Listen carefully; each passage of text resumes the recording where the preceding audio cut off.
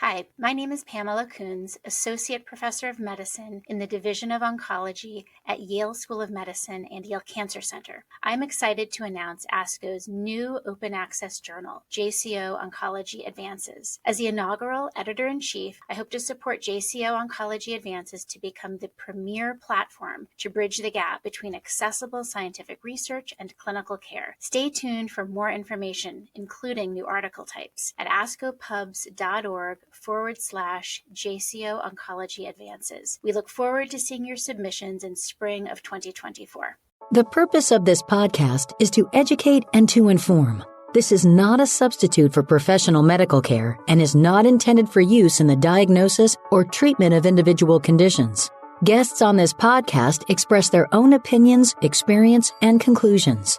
The mention of any product, service, organization, activity, or therapy should not be construed as an ASCO endorsement.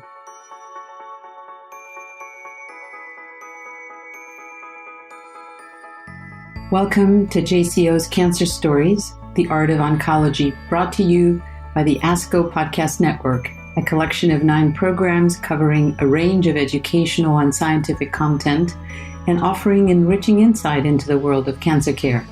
You can find all of the shows, including this one, at podcast.asco.org. Alonzo was a 10-year-old boy with a recurrent refractory brain tumor whose disease progressed through multiple therapies over many years. When no additional cancer-directed options remained, Alonzo was admitted to the hospital for symptom management as he approached the end of his life. Although Alonzo was unresponsive and posturing, his family continued to hope desperately for a miracle. As they kept vigil around the bedside of his frail body, praying and waiting, they gradually began to notice, and then fixate on, how the sharp angle of his bones protruded more with each passing day. Alonzo's mother believed fervently that his body needed nutrition. She understood that Alonzo was dying, that modern medicine had failed to keep the cancer from ravaging his brain. Yet as a mother, she continued to feel a profound desire and duty to nourish her child. She couldn't bear the idea that he might be feeling hungry while unable to ask for food. She felt that if he were to die of starvation as opposed to cancer, she would have failed him as a mother. She also continued to pray for God to create a miracle to heal Alonzo, and she believed that a healthy, nourished body was essential to host this miracle. Each day, our medical team spent hours debating how best to partner with Alonzo's family to align his medical management with their deeply held goals and beliefs. We worried about the provision of enteral nutrition, as Alonzo's gut was impaired in the context of his disease progression, placing him at significant risk for aspiration. We discussed the sizable risks related to the placement of a nasogastric tube to initiate enteral feeds with the low likelihood of long-term benefit. His mother expressed understanding, yet her broken heart steered her to feed him soup in secrecy later that evening. Alonzo choked, turned blue, and developed respiratory distress. It took several days to restabilize him. His mother was traumatized and racked by guilt, and yet she continued to speak of nothing but his need for nourishment. Fearful of oral and gastric feeds, she turned her energy to the prospect of intravenous sustenance. She begged us to consider total parenteral nutrition. As the days passed, we gently explained how the acute risks of volume overload and hepatic dysfunction outweighed the negligible long-term benefits. She expressed understanding, but with tears brimming, she pleaded for us to find some way to give him something, just a little fat, sugar, and protein. His brittle, translucent skin was breaking down at each bony protrusion, and she believed that even a small amount of nourishment might help to heal his festering wounds. By this time, our medical team was emotionally overwhelmed. Upon admission, Alonzo's prognosis was days to a week or two. By the 8th week, the inpatient team was incredulous and exhausted. We spent multiple hours each day at the bedside with Alonzo's mother, bearing witness to her grief, validating her wish to be a good parent, affirming her spiritual belief in the possibility of a divine miracle, reiterating the limitations of medical interventions, and sharing in her wish that Alonzo not suffer. Our medical team gathered to debrief. Oncologists, nurses, palliative care clinicians, nutritionists, chaplains. We all shared a common desire to partner with Alonzo's despairing family without causing undue harm to our frail, voiceless patient. We talked about Alonzo's mother's love, how she never left his side, her warm hands gently caressing his emaciated limbs. Our nutritionist wondered aloud, might there be a safe approach for the topical application of essential fatty acids? We called our pharmacy, and they had not previously dispensed topical oils to patients.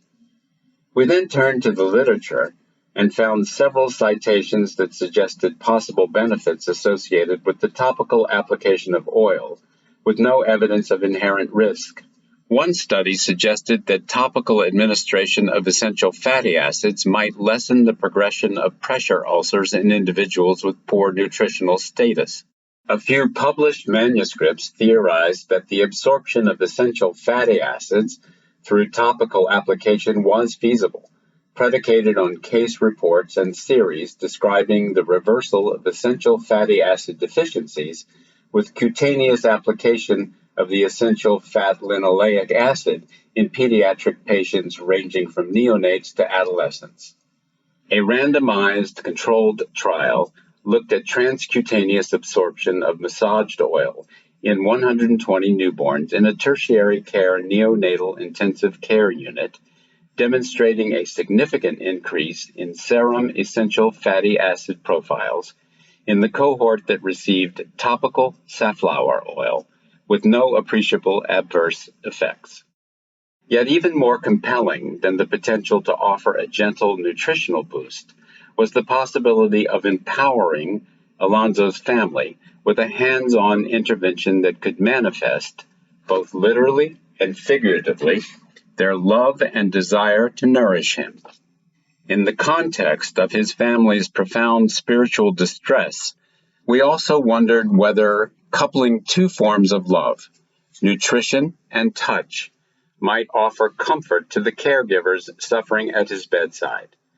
Prospective evaluation of a systematic intervention to promote physical contact between a caregiver and a seriously ill child in the pediatric intensive care unit has been shown to improve caregiver spiritual well-being. In partnering with his family, perhaps we could minister to their spiritual distress as well. Our team also became encouraged by reading the growing body of data cataloging the benefits of therapeutic touch for infants and children. We learned that premature infants who receive massage at the bedside gain weight faster and discharge days earlier than those who do not receive therapeutic touch.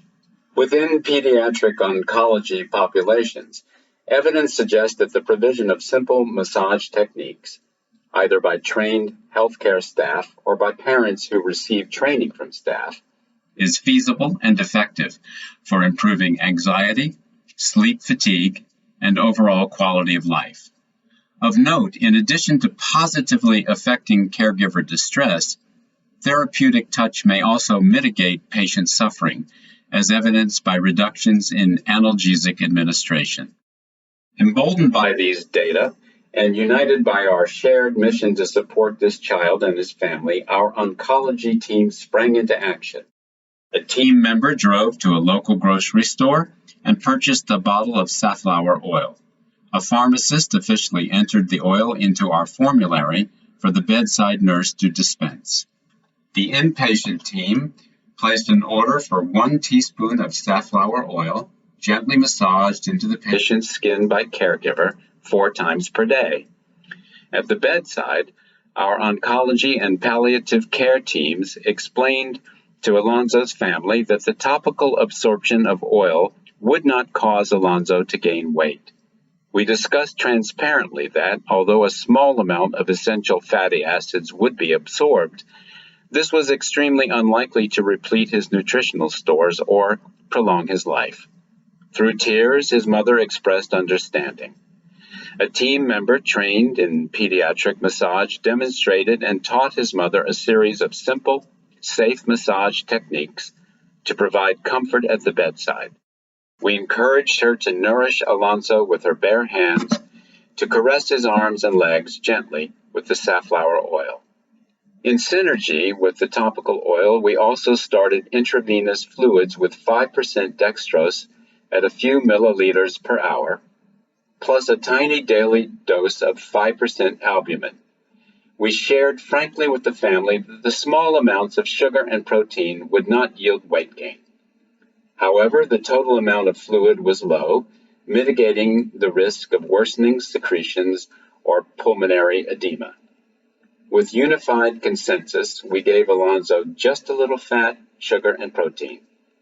Less so to nourish Alonzo's cachectic frame, and more to nourish the minds and hearts of those who surrounded his bedside with love.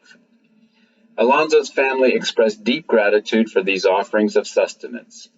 The excruciating daily conversations, which previously had fixated on feeds with circular dialogue, evolved into forward-looking discussions about end-of-life, grief, and resilience. Alonzo's mother assumed primary responsibility for the application of the oil, creating a formality around the process that culminated in loving caresses and gentle massage. For a hands-on parent, this single intervention carried profound therapeutic power. It allowed his mother to fulfill her duty to feed her child, thereby affirming her desire to remain a good parent even as she watched her child die. It empowered his family to provide tender, devoted touch as part of their loved one's care, thereby gifting a small sense of control and contribution in the respective faces of perceived powerlessness and uselessness. It eased his mother's spiritual distress as she felt successful in her advocacy to nurture Alonzo's corporeal host as she prayed for a divine miracle. It created a deep therapeutic alliance between the medical team and the family that felt heard and honored, thereby smoothing the path for future difficult discussions as imminent end of life approached. And it eased the distress experienced by a clinical team that felt helpless in the face of extreme caregiver suffering, ultimately bringing us together through a unified mission to honor the family's goals while providing high-quality and holistic medical care. 24 days after we offered nourishment, Alonzo died, peacefully, surrounded by his loving family, his frail body gleaming with soft swirls of oil. His mother cried, holding his hand, her face pressed against his. When she lifted her eyes, tears falling, she reached for our hands. Thank you for listening. Thank you for sustaining us. Hippocrates, revered father of medicine, allegedly said, "Let food be thy medicine, and medicine be thy food." Just as we administered medications to ease Alonzo's physical suffering as his disease progressed, so did we offer nourishment.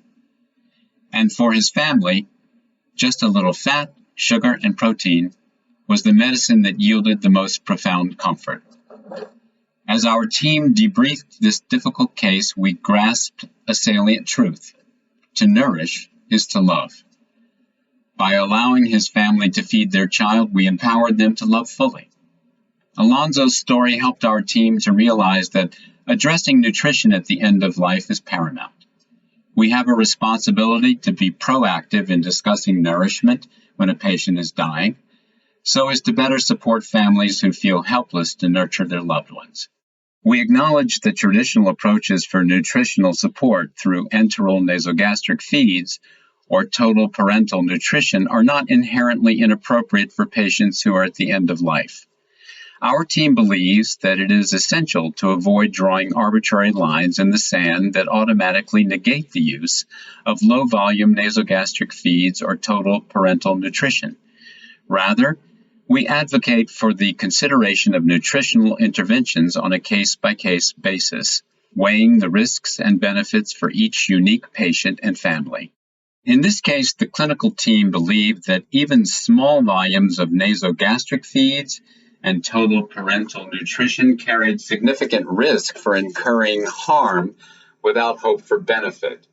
Initiation of topical essential fatty acids in synergy with low-volume intravenous dextrose and albumin, however, brought Alonzo's family substantial comfort with no evidence of harm incurred.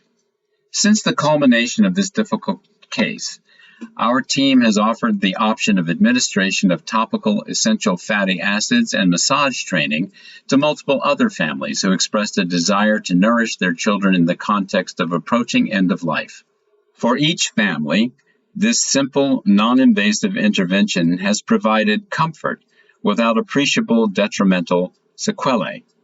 We believe that the interdisciplinary team should explore the nutritional values and goals of every family at the bedside of a dying patient, and all caregivers who express distress or uncertainty should be given an opportunity to learn about topical essential fatty acids and nurturing touch as comforting options.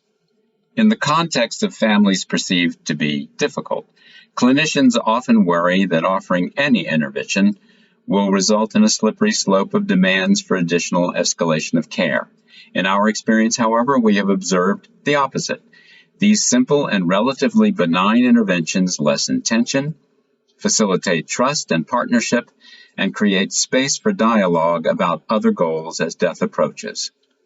Cost and accessibility are also important considerations. Compared with enteral or parenteral fats, the price for topical oil is negligible, and options are available at most local grocery stores. Practically, our team typically offers safflower oil, which contains 60% to 70% linoleic acid and has shown potential for topical absorptive qualities. On the basis of prior studied regimens, we recommend the administration of 5 ml topically to extremities through light, gentle massage 4 times per day, as desired by family. However, sunflower, sesame, soybean, and corn oil each contain linoleic acid and might be used interchangeably depending on which oils are most readily available. Among our team and with our families, we acknowledge that topical essential fatty acids and a trickle of dextrose and albumin provide negligible nutritional content if one's metric for efficacy centers on weight gain or repletion of nutritive stores. However, we also recognize that in these difficult cases, the sum, nourishment, can be so much greater than its individual parts, a little bit of fat, sugar, and protein. Beyond the concrete value of food, we saw the power of nourishment to support families by gifting them an invaluable sense of control within a situation that is otherwise uncontrollable. Within the quintessentially human belief that food is love, we discovered a unique opportunity to offer a family in crisis a few concrete tools with which to honor and affirm their roles and responsibilities as primary caretakers and good parents. By listening and aligning our medical management with the values and goals most important to the family, we identified a path to build trust, ease regret, and accompany them along the painful anticipatory grief journey. Through this partnership, we found a way to alleviate stress for both the family and clinical staff. Of importance, we also discovered an intervention that bridged multiple medical disciplines, bringing unity and collaboration as sustenance for clinicians practicing each day within a poignant space. When Alonzo's mother carefully poured the safflower oil into her hands, she did so with reverence, determination, and purpose. When she laid her palms on his broken skin, she brought together nutrition, touch, and love in a single, simple, therapeutic intervention. Empowered with the knowledge that she held in her own hands the ability to provide comfort, she nourished her child and herself. And by doing so, she sustained us all.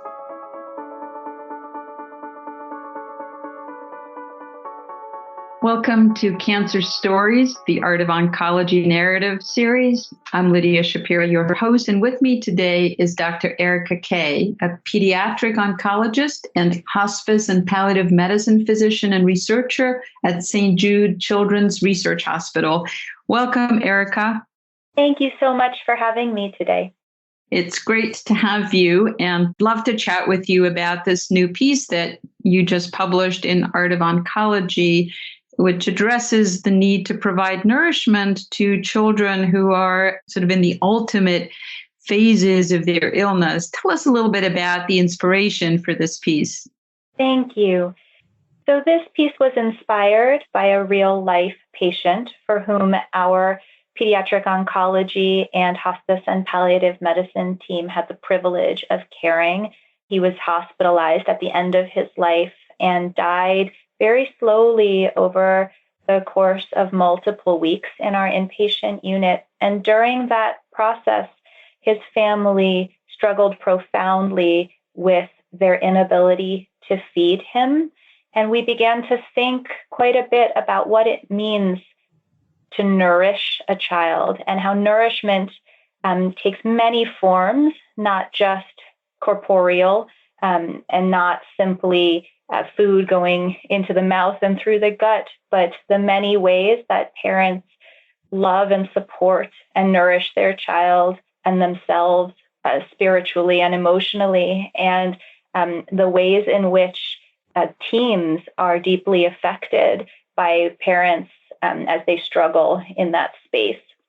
And so we decided to share the lessons that we learned from this complicated and very difficult case at the end of life, and how we found beautiful compromises to help promote the importance and value of nourishing a child, even throughout the dying process, what that looked like and what they taught us. In the essay, and now you just talk about the effect this has on the team. In the essay, you mentioned that you all thought this child would die, and then by the 8th week, you say the medical team was both incredulous and exhausted. And it sounds like you needed to find sort of a creative or resourceful way of sort of opening up and aligning again with the family, and that you did this by listening to what the mother was saying, was asking, and by giving her the opportunity to give the child the little fact, and then you provided the sugar and protein. Tell us a little bit about that nourishment and that idea of sort of the gifts that were exchanged from your team to the family, and then the family back to the team. Thank you. That's such a thoughtful question. This family, and in particular the child's mama, struggled very deeply with her inability to feed her child as she sat minute by minute at the bedside watching the child slowly die. And I think in the sort of paradigm of a good parent narrative, how we internalize our role as quote unquote good parents, to a certain degree, the concept of food as love is quite integral to that good parent narrative.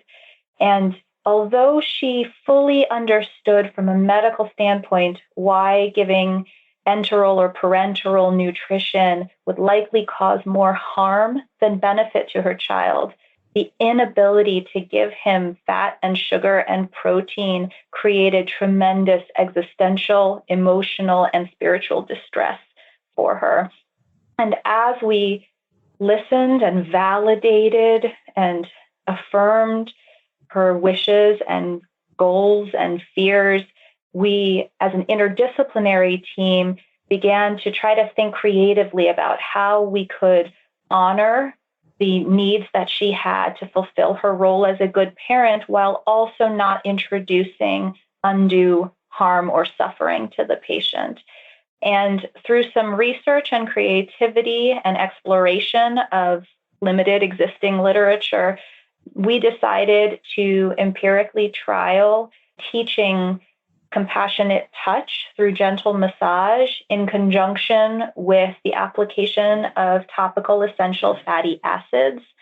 And our thought process was that not only could we create a space for his family to offer a small amount of nutrition, the fat that was so important to them, but we could couple that with empowering them to be that good parent, that caregiver at the bedside, participating in the offering of not only sustenance through fat, but sustenance through touch and through love.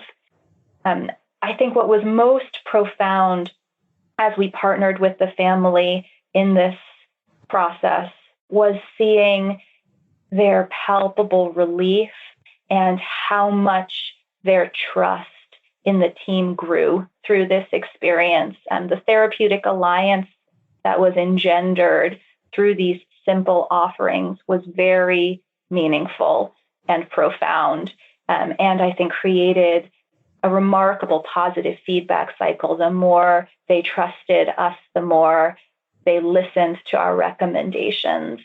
And I think it's really important to note that often we on the medical side fear a slippery slope hypothesis that the more we offer, the more the family will ask for.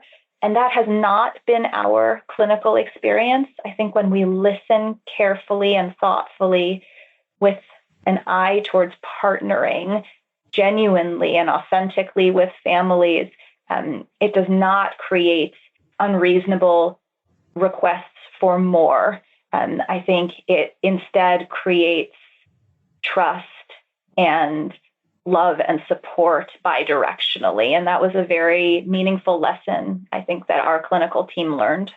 Yes, and to the reader, Erica, it comes across as the suffering of caregivers, both the professional caregivers, the members of your team, and the family caregivers, the informal caregivers. It was reduced in sync. So what helped the family also helped the team. And there's something very beautiful at an existential level of thinking about that, the sort of the power of connecting. You connected with each other and then with the child. And then as a reader, what is really impactful is that the child is slowly dying for these 8 weeks that feel so exhausting. And then within 24 hours of relieving this caregiver distress, it's as if everybody can let go and the child dies. Did your team have a chance to think about that? Absolutely. So, quick point to clarify, I'd say within hours of beginning the interventions, there was palpable relief at the bedside, and all the conversations evolved in an organic and very meaningful way. The child actually lived another 24 days after initiation of those interventions, which on some levels was an ongoing difficulty for both the family and the staff because a prolonged dying process is very emotional. But on many levels, those 24 days were such a gift to the family and the staff. There was an opportunity for intentional and thoughtful legacy building and memory making. There was provision of a significant amount of psychosocial supports throughout that process.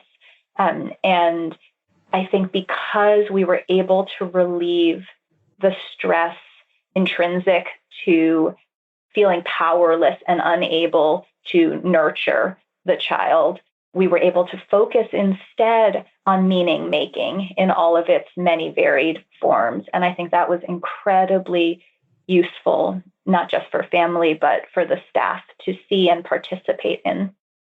So wearing a research hat now, if you're looking at this and think about ways of studying it, I have a couple of questions. One is your team studying it? And the other is why you chose to tell the story as a story to this readership in order to perhaps help to start a dialogue, or, what were you thinking? Why present it as a story? Thank you. Those are both incredibly important questions and considerations. The former, I think, is very interesting.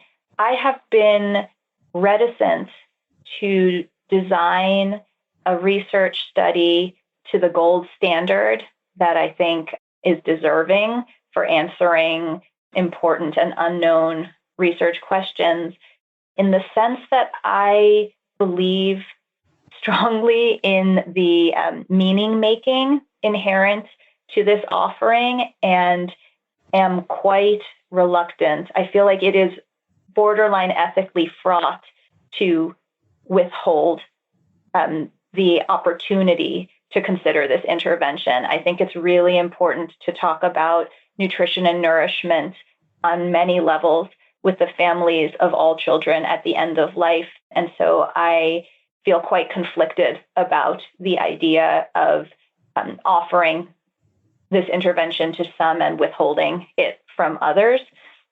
And I think it's a very deeply personal decision, what feels meaningful to a family and what doesn't, and would like to empower families to make the choices that most align with their goals and their belief systems.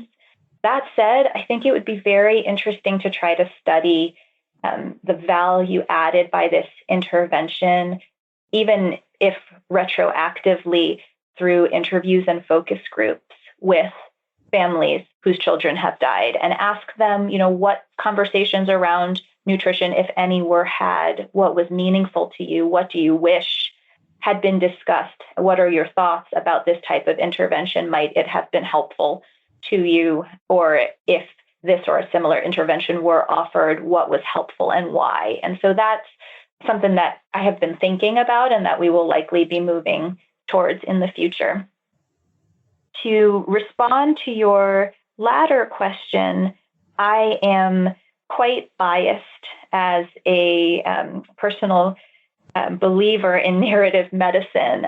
I think that the narrative, the patient story, holds such tremendous power, not only in allowing for self-catharsis and self-reflection, but also in the transference of meaningful lessons learned and in advocacy, in helping to empower others to learn and teach and move the needle at their respective institutions.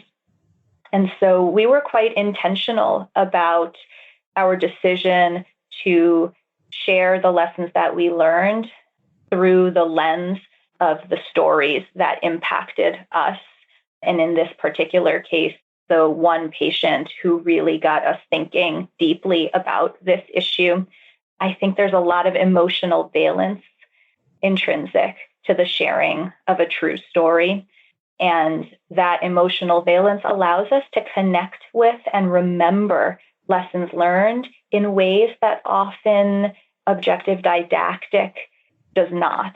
And so I believe that this format is very meaningful for all of those reasons. And I also think that it reaches a wide and diverse target audience of readers within the field of oncology, all of whom may interpret and synthesize this information in unique and personal ways. And then I hope take it with them to share with their colleagues and to help inform the clinical experiences that they go on to have in the future.